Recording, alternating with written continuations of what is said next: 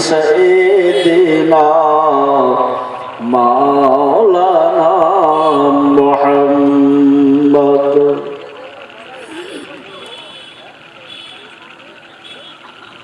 আলহামদুলিল্লাহ। সমস্ত ইবাদত তারিফ প্রশংসা গুণগান গুণকীর্তন সেই মহান রব্বুল আলামিন করুণাময় আল্লাহ তাবারক তাআলার জন্য, যে মহান রব্বুল আলামিন আল্লাহ তাবারক তাআলা আজ এই পবিত্র শাবানের চাঁদে আমার একটা রজনীতে যে দিনের মাহতি জলসার আয়োজন আমরা কায়েম করেছি, সেই সাথে প্রাকৃতিক দুর্যোগের আবহাওয়া খুবই পরিষ্কার, খুবই সুন্দর। আমরা প্রত্যেকে যে নিয়তে, যে উদ্দেশ্য, যে আশা নিয়ে এই যে মহতি জলসার আয়োজন করেছি, প্রত্যেকে সেই উদ্দেশ্যকে সফল করার জন্য তৈয়ার হয়ে যায়। ঠিক তার পরে পরে শত ধারায় শত কোটি গুণে বর্ষিত হোক সেই নবীর প্রতি হাজারো হাজার দরুদ ও সালাম। সবাই বলে আল্লাহুম্মা আমিন। মাইকের আওয়াজ শ্রবণকারী দূরে অদূরে এবং সম্মুখে বসে থাকা বয়োজ্যেষ্ঠ বাবাজি ও সমবয়স্ক ভাইয়েরা, পর্দার অন্তরালে আমার ধার্মিকা মা ও বোনেরা, প্রত্যেককে জানাই যথাযোগ্য ভক্তি, সম্মান, শ্রদ্ধা, স্নেহ। মহান রব্বুল আলামিন তিনি আজ ভালোবেসে তার কুদরতের ওসিলাতে আজ আমাদেরকে এই মুসলমান কওমের ঘরে জন্মগ্রহণ করে তিনি দুনিয়ার বুকে অবতরণ করেছেন। তাই আমরা কত বড় ভাগ্যবান একটু ভেবে দেখি। বিশ্ব নবীর আজ আমরা শ্রেষ্ঠ উম্মত হয়ে দুনিয়াতে আসতে পেরেছি, এটাই আমাদের গর্ব, এটাই আমাদের ঐতিহ্য, এটাই আমাদের মহামূল্য সম্পদ। তাই আজ আমরা জাতিতে মুসলমান, কিন্তু মুসলমানের এই মুসলমানিত্ব বজায় রাখার জন্য দৈনন্দিন যে 5 ওয়াক্ত নামাজ ফরজ, অপরিহার্য কর্তব্য আদায় করা, সেই 5 ওয়াক্ত নামাজ থেকে আজ মুসলমান এত এত পিছিয়ে কেন? নামমাত্র মুসলমান, কেমন মুসলমান হয়েছে একটু ভেবে দেখি। দিল্লি কাকরাইলে মরব্বিয়ানদের লেখা ফাজাইল আমল নামক কিতাবের মধ্যে যে মসজিদে জামাত হয়, যেখানে জামাত হয়, জামাতের জন্য একামত দেওয়া হয়, তাকবীর দেওয়া হয়। অনেক নামাজি এমন অবস্থায় নামাজ আদায় করেন, দেখা যায় ইমাম সাহেব তাকবীরে তাহরিমার পর সূরাতুল ফাতিহা, ইহদিনাস সিরাতাল মুস্তাকিম সিরাতাল লাযীনা আন'আমতা আলাইহিম, এই পর্যন্ত গিয়েছেন। আবু মুক্তাদি কি বলছেন জানেন? বলছেন এই জায়গায় দাঁড়া, এখানে কাতারে ফাঁক, ওখানে ফাঁক। আবার কাউকে বলছে এই সরে আয়, সূরা শেষ হতে যাচ্ছে, তবু কাতার সোজা হচ্ছে। মুসলমান বাবা ভাইয়েরা, আমরা একটু লক্ষ্য করি তাকবীরে উলা ফওয়াত হওয়া যে আমাদের কি ক্ষতি, আর তাকবীরে উলার সহিত জামাতে নামাজ আদায় করার যে কি ফজিলত একটু ভেবে দেখি। একটি রওয়াতের মধ্যে পাওয়া যায় যারা তাকবীরে উলার সহিত জামাতে নামাজ আদায় করে, দুনিয়া এবং দুনিয়ার মধ্যে যা কিছু আছে সব থেকে উত্তম বলা হয়েছে। অপর একটি রওয়াতে পাওয়া যায় আল্লাহ রাস্তায় 100 উট কোরবানি করার সওয়াব ওই নামাজের আমল নামায় লেখা হয়।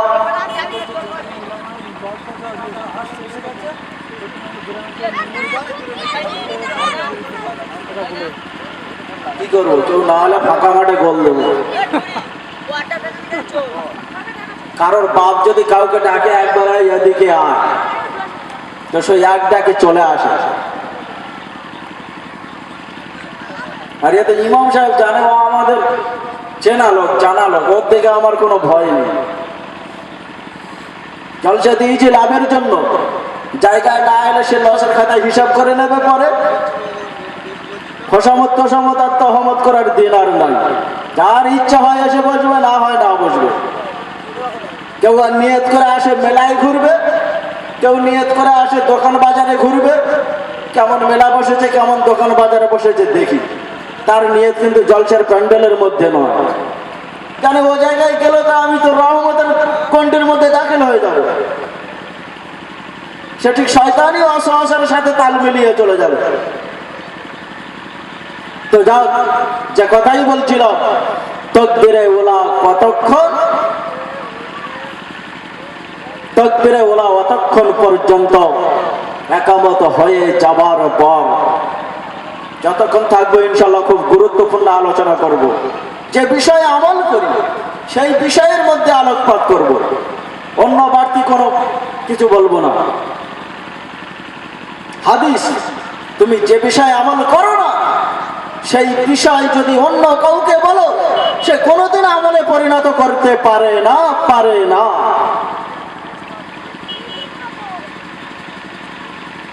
তো যাই হোক, যে কথা বলছিলাম, তাকবীরে ওলা কতক্ষণ, যখন একামত হয়ে যাবার পরে ইমাম সাহেব বলে আল্লাহু আকবার, তাকবীরে তাহরিমার আওয়াজ। যতক্ষণ পর্যন্ত ইমাম সাহেব চুপ করে থাকা অবস্থায় দোয়া সানা তাউজ তাজলিয়া পড়ার পরে যখন সূরাতুল ফাতিহা পড়া আরম্ভ করে, জাহিরি নামাজের ক্ষেত্রে বোঝা যায় যে যতক্ষণ চুপ থাকা অবস্থায় ছিল অতক্ষণ পর্যন্ত জামাতের সাথে শরীক হওয়াকে বলে তাকবীরে উলা। তো বান্দা যতক্ষণ নামাজে দাঁড়িয়ে থাকে, আসমান থেকে যেমন বাড়ি বর্ষণ হয়, যেমন বৃষ্টি বর্ষিত হয়, ওই রকম অবধারিত ভাবে ওই নামাজি বান্দার মাথার উপর দিয়ে রহমত বর্ষিত হতে থাকে। মুসলমান সব কিছু জানা শোনা সত্ত্বেও, সব কিছু বুঝে নেওয়া সত্ত্বেও তবুও মুসলমান মসজিদের ধারেও যাবে না, নামাজের কাতারেও দাঁড়াবে না। নাম্বার তো মুসলমান, খুব জোর নাম আমার। আল্লাহর নামের সাথে নাম আমি মিলিয়ে রেখেছি, কিন্তু কাম কুছ নেই হুয়া। দিন শরিয়াত কোনো কিচ্ছু নাই আমার মধ্যে। এমনই অবস্থা। মুসলমান কওমের ঘরে জন্মগ্রহণ করেছি তাই মুসলমান, ওরই নাম মুসলমান নয়। যার নিজের জীবনকে আল্লাহর প্রতি, আল্লাহর রাহে উৎসর্গিত করে দিয়েছে, ওই হলো প্রকৃত মুসলমান। তো বান্দা যখন নামাজে দাঁড়িয়ে দাঁড়িয়ে কুরআনুল কারীমের আয়াত পাঠ করে, প্রতিটা শব্দের পরিবর্তে 100 করে নেকি তার আমল নামায় লেখা হয়। লাভ আছে নামাজের মধ্যে, অফার আছে। এ মুসলমান তবুও নামাজের ধারে কাছে যাবে। শয়তান বল ভাই, ওরা বলে যে হাইয়া আলাস সালাত, তুই এবার এখান থেকে সরে পালা। ও ঠিক তাল মিলিয়ে দেবে। কোথায় তাসের খেলা হচ্ছে, কোথায় টিভিতে ভালো বই হচ্ছে, শয়তান বলবে তুই ওই জায়গায় গিয়ে দাঁড়া, ওটাই হলো তোর ঠিক জায়গা। কিন্তু খবরদার মসজিদে যাস না, এটা হলো শয়তানের চাল। অসুস্থতার কারণে, দুর্বলতার কারণে, জয়ীব হওয়ার কারণে যারা বসে বসে নামাজে কোরআন পাঠ করে প্রতিটা শব্দের পরিবর্তে প্রতিটা হরফের পরিবর্তে 50টা করে নেকি অথবা সওয়াব ওই নামাজি বান্দার আমল নামায় লেখা হয়। তবু কি নামাজ মাপ আছে? শুধু ভিড় ভাট্টায় দেখা যায় যে শবে বরাতে আর 27-এ আর 2 ঈদে এই কটা দিনে বেশ ভালো ধুমধাম ভিড় ভাট্টা দেখা যায় মসজিদে। আর জুমার দিন তাও তো পুরো মসজিদ পূর্ণ হয় না। বস্তিতে আমরা বিরাট মুসলমান বস্তি, নামাজে করে একদম কোনো কিছু নেই, নামাজের দিক দিয়ে একদম বাদ, অন্যান্য দিক দিয়ে করে যাচ্ছে সব কুস্তি। এই তো অবস্থা হবে। এই কথাটা এই পর্যন্ত রাখি।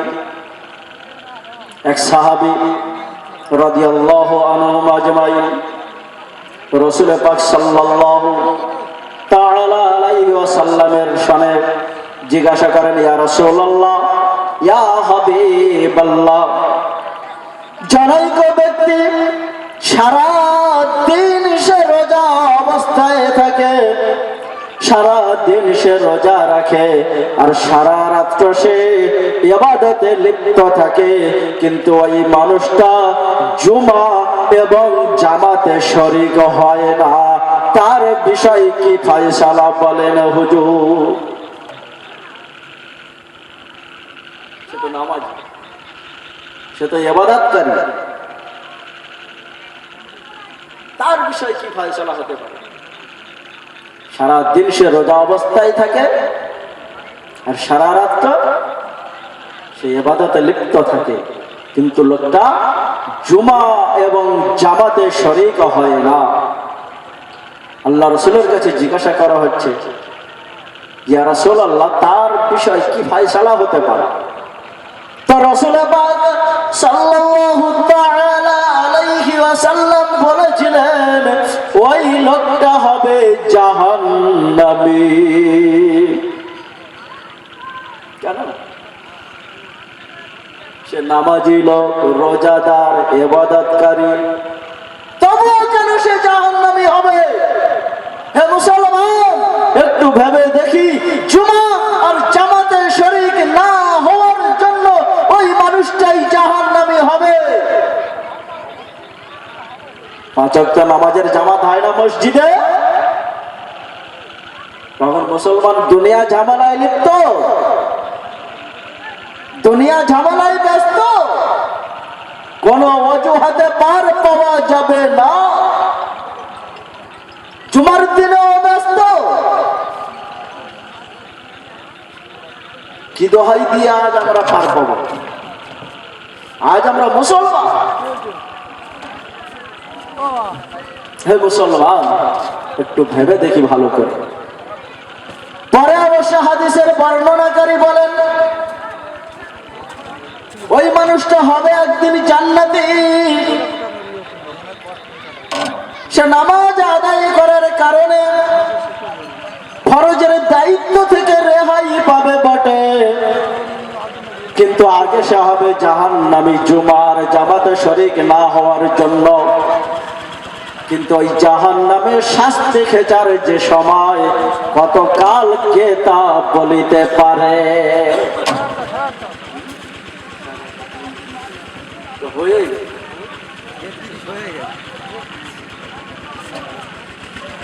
তো নামাজি যখন তাড়াতাড়ি শেষ, যখন রুকু অবস্থায় থাকে, 2 হাত দিয়ে যখন হাঁটু ধরে রুকু করে, মাথা ঝুঁকিয়ে কোমর আর পিঠ সোজা করে এমত অবস্থায় যখন নামাজি থাকে, ওই ফাজাইলের আমল নামক কিতাবের মধ্যে পাওয়া যায়, ওই নামাজের দেহের ওজন বরাবর স্বর্ণ আল্লাহ রাস্তায় দান করলে যে সম পরিমাণ সওয়াব হয়, ওই সম পরিমাণ সওয়াব ওই নামাজি বান্দার আমল নামায় লেখা হয়। ঠিক সেই জায়গায় এলাম তো, যে কথা প্রথমে বলছিলাম। নামাজি বান্দা যখন তার আপাদ মস্তক, মাথা আর কপাল, নাক আর কপাল যখন সে জমিনে ঠেকায়, দুই হাতের তালুও জমিনে যখন ঠেকায়, আর দুই হাঁটু আর দুই পা খাড়া অবস্থায় যখন জমিনের সঙ্গে থাকে, এই অবস্থাটাকে বলা হয় সিজদা। সিজদা হালতে যখন নামাজি বান্দা বলে সুবহান রাব্বিয়াল আ'লা, সারা পৃথিবীর মধ্যে যত মানব জাতি ও জিন জাতি রয়েছে, আজ পর্যন্ত কেউ হিসাব নির্ণয় করতে পারবে না যে কত মানব জাতি ও জিন জাতি রয়েছে। সঠিক নির্ণয় করা যেমন অসম্ভব, মহান রব্বুল আলামিন আল্লাহ তাবারক ওয়া তাআলা তিনি হলেন আলিমুল গায়ব, তিনি সব কিছুই জানেন। এই মানুষ আর জিনের সংখ্যা বরাবর সব ওই নামাজি বান্দার আমল নামায় লেখা হয়। মসজিদে যাব না, নামাজের ধারে কাছেও যাব না, আর সিজদাও করব না। এত অফার নামাজের মধ্যে। নামাজি যখন তাশাহুদ আত-তাহিয়াত পড়ার জন্য বসেন, তখন হযরত আইয়ুব আলাইহিস সালাম আর হযরত ইয়াকুব আলাইহিস সালামের মতো সবরকারী প্রাপ্ত হয়।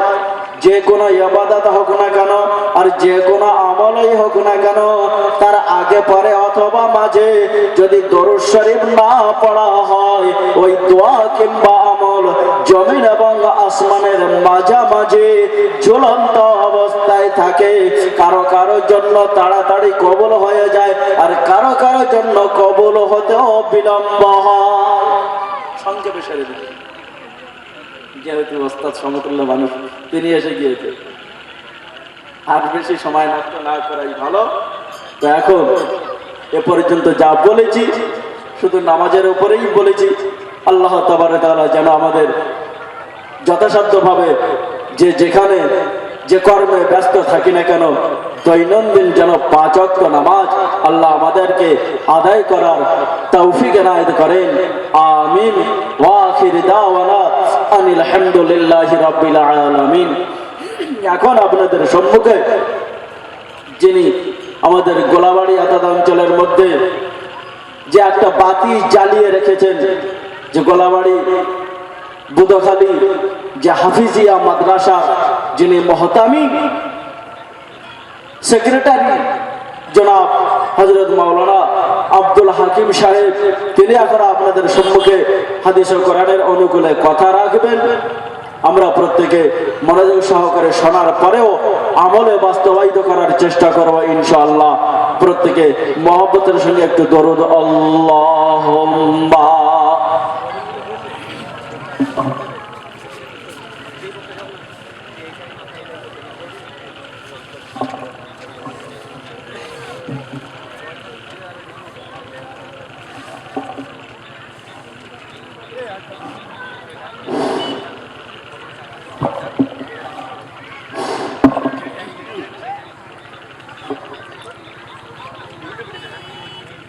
আসসালামু আলাইকুম।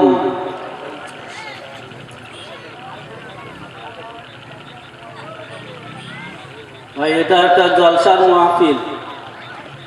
জলসা মানে হলো বসা। ভাই, জলসা শব্দের অর্থ হলো, জলসা ভাষাটা হলো আরবি ভাষা। জলসা মানে বসা।